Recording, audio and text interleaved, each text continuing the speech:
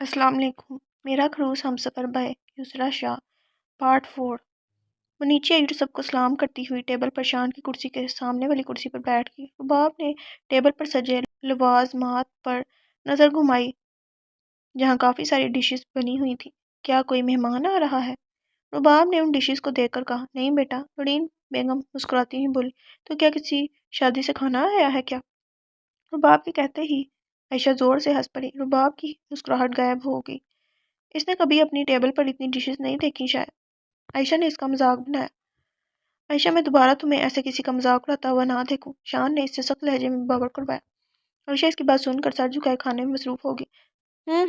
شیطان بلڈوزر کی شاگرد۔ رباب منہ بنا گئی اور شان کو دیکھا جو سب سے بے خبر کھانے کے ساتھ انصاف کر رہا تھا۔ خروس تھوڑا سا اچھا بھی ہے ویسے، پر کیا ہی تھا کہ اگر بول دیتا میری بیوی سے اس طرح بات نہ کرو، پر نہیں، دماغ ساتویں آسمان پر ہے ان کا۔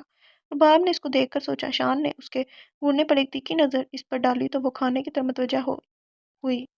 رباب نے شان کو لون میں دیکھا جو کسی سے فون پر بات کرنے میں مصروف تھا۔ رباب کے دماغ میں شیطانی آئی۔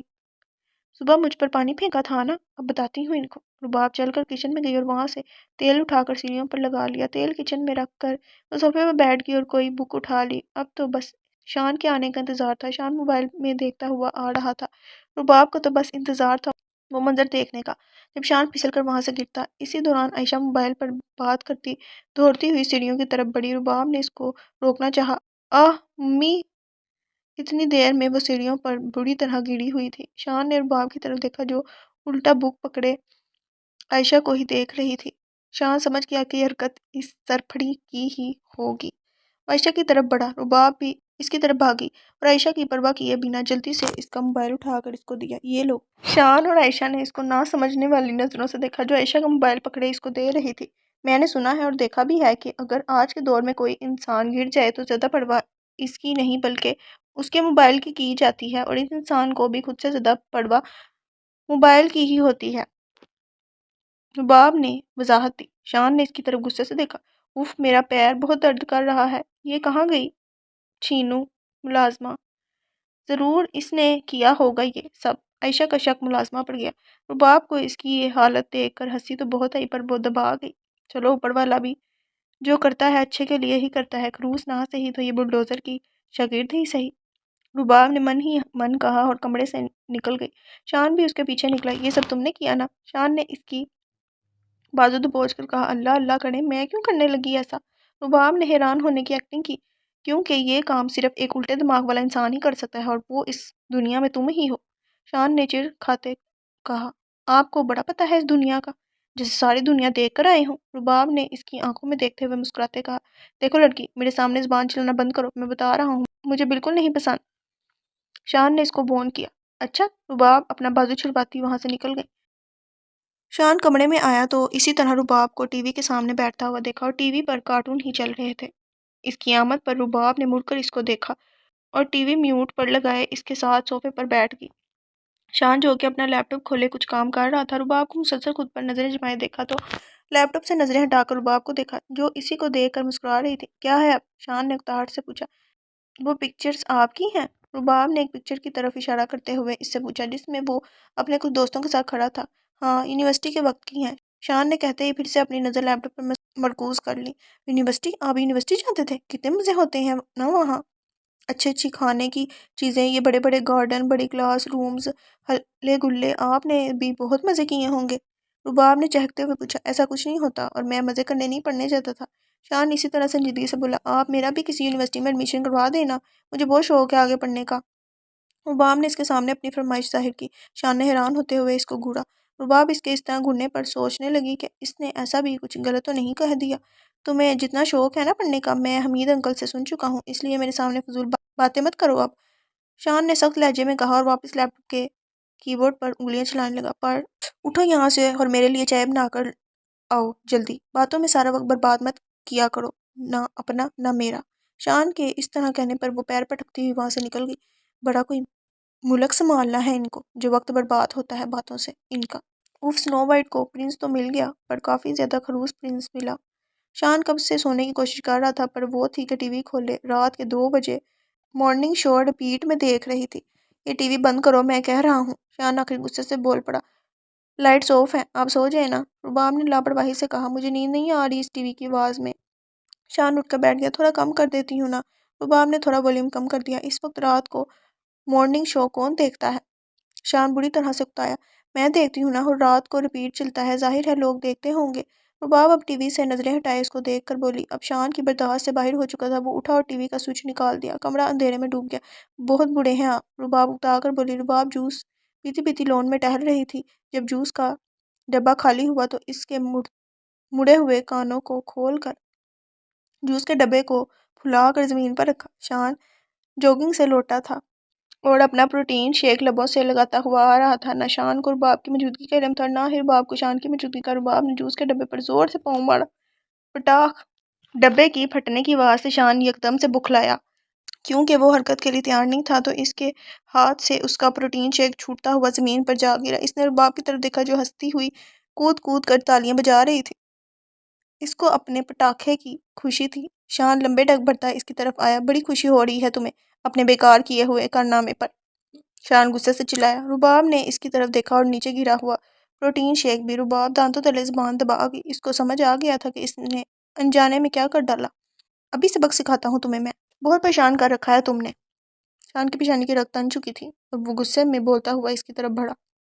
امی بچا لیں! رباب ہوا میں ہاتھ اٹھاتی چلا کر بھاگنے لگی۔ شان اس کے پیچھے دوڑا۔ آج تمہیں میں سبق سکھا کر رہوں گا۔ شان اس کو آج نہیں چھوڑنے والا تھا۔ رباب کا بھاگتے بھاگتے پیر مڑا اور وہ نیچے جا گری۔ اف اللہ! رباب چلائی۔ شان اب گھٹنوں کے بل اس کے سامنے بیٹھا اور کرو شیطانیاں۔ شان نے غصے سے اس کو دیکھتے ہوئے کہا، آپ کی بددعا لگی ہے مجھے؟ رباب نے روتے ہوئے کہا، اچھا ہاتھ دو اپنا، اٹھو۔ شان نے اٹھ کر اپنا ہاتھ اس کی طرف بڑھایا۔ رباب اس کی ہمدردی پر خوش ہوئی اور خوش ہوتی ہوئی اپنا ہاتھ اس کے ہاتھ میں دے کر اٹھنے لگی۔ وہ جیسے ہی تھوڑا اوپر کو اٹھی، شان نے اس کا ہاتھ چھوڑا اور وہ پھر سے زمین پر گری جو اس کے ہاتھ کے سہارے ہی کھڑی ہونے لگی تھی۔ رباب نے پہلے اس کی طرف غصے سے دیکھا اور پھر اپنی شرمندگی چھپانے کے لیے خود ہی پر ہنس پڑی۔ تمہیں واقعی کسی نیورولوجسٹ کی ضرورت ہے۔ شان اس کو گھورتا ہوا نکل گیا۔ اس کو آج واقعی میں رباب نارمل نہ لگی، اور آپ کو کسی جوکر کی ضرورت ہے جو آپ کو ہنسا سکے، خروس نہ ہو تو۔ رباب دانت پیستی ہوئی بڑبڑائی۔ رباب آج حمید کے گھر آئی ہوئی تھی شان کے ساتھ۔ سب سے مل کر وہ باہر لون کی طرف بڑھی جہاں نادر فٹ بال سے کھیل رہا تھا۔ اس کی کک مارتے ہی فٹ بال رباب کے پیروں میں گرا۔ اے چشماٹو ادھر دیکھ! رباب نے نادر کو فٹ بال بالکل سر پر دے مارا۔ نادر کا چشمہ گرتے گرتے بچا۔ تمہیں اس کی سزا مل کر رہے گی۔ نادر نے انگلی اٹھا کر اس کو وارن کیا۔ ابے چل نہ آیا بڑا سزا دلوانے۔ اور کون سزا دے گا مجھے اب؟ تو تمہاری ڈائن ماں۔ ہا ہا ہا بچے، اب تو تمہارے خوابوں میں ہی۔ رباب اس کو چڑھاتی ہوئی طنزیہ بولی، آپ نے ان کو ڈائن؟ میں ابھی امی کو بتاتا ہوں۔ نادر اپنے بال اٹھاتا ہوا بولا۔ اب تو وہ رباب فاروق کو چھو بھی نہیں سکتی۔ رباب نے نادر کو اور چڑھایا اور اس کا چشمہ لے کر پورے گارڈن میں دوڑنے لگی۔ وہ بھی اس کے پیچھے بھاگا۔ رباب کی اچانک ایک مضبوط جسم سے ٹکر ہوئی۔ اس نے اپنے سر پر ہاتھ رکھا جیسے کسی چٹان سے ٹکرائی اور اوپر چہرہ کر کے رباب نے دیکھا۔ ارے خروس آپ! رباب کی آنکھیں حیرت سے کھل گئیں۔ شان نے اس کو خود سے دور ہٹایا۔ تمہیں کیا ادھر سے ادھر بھاگنے میں مزہ آتا ہے کیا؟ شان نے اکتاہٹ بڑے لہجے میں کہا۔ نادر نے آ کر رباب سے اپنا چشمہ لینا چاہا۔ میرے گلاسز! رباب گلاسز اپنے پیچھے چھپاتی نادر کو گھورنے لگی۔ انکل ان سے کہیں کہ مجھے اپنے گلاسز دیں۔ انکل! رباب ان کے انکل کہنے پر ہنس پڑی اور شان کے گھورتے ہی چپ ہو گئی۔ گلاسز واپس کرو بچے کو، شان نے رباب سے کہا۔ بچہ؟ اللہ کی پناہ، یہ بچہ نہیں، آفت ہے آفت! رباب نادر کو سر پر چپت رسید کرتے ہوئے بولی۔ نادر نے اپنا سر سہلا کر معصوم نظروں سے شان کی طرف دیکھا۔ اوئے کھوٹے سکے، یہ معصوم شکلوں سے ان کو رجھانا بند کرو۔ شان آپ اس کی معصوم شکل پر مت جائیے گا، یہ بہت ہی شاطر ہے، ممانی کے سامنے بھی ایسے ہی اپنا معصومیت والا کارڈ کھیل کر ڈانٹ پڑواتا ہے مجھے۔ رباب نے شان کو پہلے ہی آگاہ کرنا چاہا۔ تمہارا مجھے پتا ہے، چلو اب گلاسز واپس کرو اس کو۔ شان نے اس کی بات کا اثر لیے بنا کہا، لیکن میں نے کہا واپس کرو۔ شان اس کی بات کاٹ کر سخت لہجے میں بولا۔ رباب نے نہ چاہتے ہوئے بھی چشمہ نادر کو دیا۔ وہ فاتحانہ مسکراہٹ لیے وہاں سے نکل گیا۔ ابھی تو موقع تھا اس کھوٹے سکے کو تنگ کرنے کا، اور آ گیا خروس اپنا ڈھونس جمانے۔ رباب نے اس کو گھورتے ہوئے سوچا، یہ گھورنا بند کر دو مجھے، سمجھ آیا؟ شان اس کے گھورنے پر غصہ کرتا چلا گیا۔ اس کو سخت ناپسند تھا کہ کوئی اس کو اس طرح گھوڑے۔ شان، رباب، فاریہ اور نادر شان کی گاڑی کی طرف بڑھ رہے تھے۔ عجیب ہی رواج ہے تمہارے گھر کے، بالکل تمہاری طرح۔ شان رباب کے کان میں کھسپھسایا، چہرے پر کافی زیادہ اکتاہٹ تھی۔ اس میں عجیب کیا ہے؟ دماد پہلی دفعہ بیٹی کے ساتھ گھر آئے تو اس کو اس کی بہن بھائی کو آئس کریم کھلانے لے جانا پڑتا ہے۔ کتنا پیارا رواج ہے، رباب مسکراتی ہوئی بولی۔ تمہارا تو دماغ ہی خراب ہے۔ شان بولتا ہوا ڈرائیونگ سیٹ پر بیٹھا۔ ابے رک کھوٹے سکے، آگے میں بیٹھوں گی۔ نادر آگے کا دروازہ کھولنے ہی والا تھا کہ رباب نے اس کی شرٹ کا گلا پکڑتے اس کو روکنا چاہا۔ آگے میں بیٹھوں گا، چھوڑو مجھے چپلی۔ نادر کی چھوٹی سی ناک پر غصہ چڑھا۔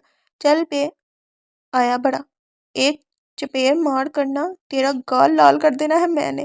چپ کر کے پیچھے بیٹھ۔ رباب اپنا ہاتھ ہوا میں لہراتی بولی۔ جلدی بیٹھ جاؤ تم دونوں۔